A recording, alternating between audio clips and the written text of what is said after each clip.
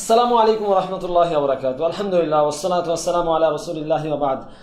আমরা কেমন জানি ধীরে ধীরে খুব অকৃতজ্ঞ হয়ে যাচ্ছি। আসলেই মানুষ অকৃতজ্ঞ। আল্লাহ তাআলা সত্যই বলেছেন, কোরআনে আল্লাহ তাআলা বলেছেন মানুষ অকৃতজ্ঞ।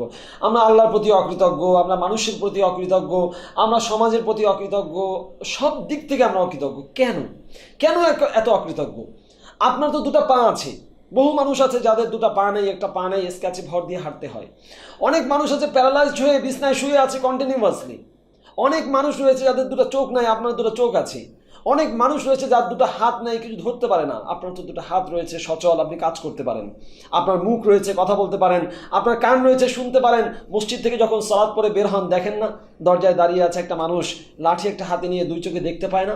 এই সুন্দর পৃথিবী আপনি দেখতে পাচ্ছেন, সেটাও দেখতে পায় না। দুটো টাকা পাওয়ার জন্য আপনার সামনে হাত বাড়িয়েছে। আপনি এসি গাড়িতে করে যাচ্ছেন, জ্যামে বসে আছেন, আপনার জানলায় এসে টকটক করে একটা ছোট্ট ছেলে বা ছোট্ট মেয়ে বা একজন বৃদ্ধা মহিলা, আপনার মায়ের বয়সী একজন মহিলা হয়তো আপনার কাছে দুটো টাকা চেয়েছে, বৃষ্টিতে ভিজে কিংবা রোদে পুড়ে। 5টা টাকা চেয়েছে, আপনার কাছে গাড়িটা চায়নি, আপনার কাছে আপনার ফ্ল্যাটটা বুঝে চায়নি, আপনার কাছে 1 শতক জমি চায়নি, আপনার কাছে চেয়েছে 5টা টাকা। দিন না তাকে, আপনার খুব কি ক্ষতি হয়ে যাবে? আল্লাহর শুকরিয়া আদায় করুন না।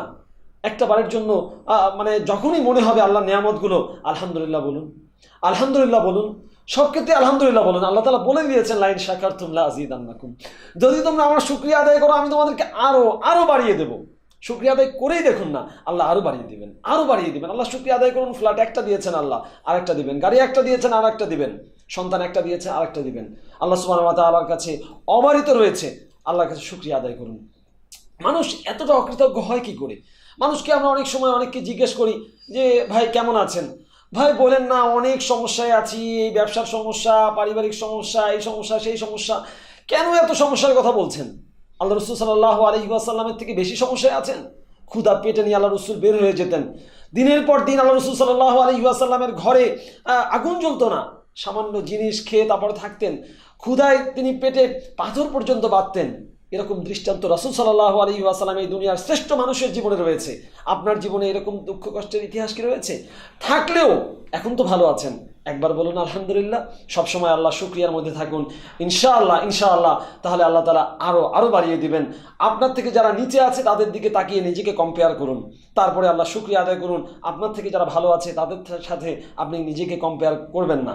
আল্লাহ সুবহানাহু ওয়া তাআলা আমাদের সবাইকে যেভাবে আছি আরও ভালো রাখুন, সকলকে আরও বেশি ভালো রাখুন। আল্লাহর প্রতি আরও বেশি কৃতজ্ঞ হওয়ার, মানুষের প্রতি আরও বেশি কৃতজ্ঞ হওয়ার তৌফিক দান করুন। এই আবেদনটুকু আপনাদের কাছে থাকবে। বিভিন্ন সময় আমরা দান সাদাকা করতে পারি।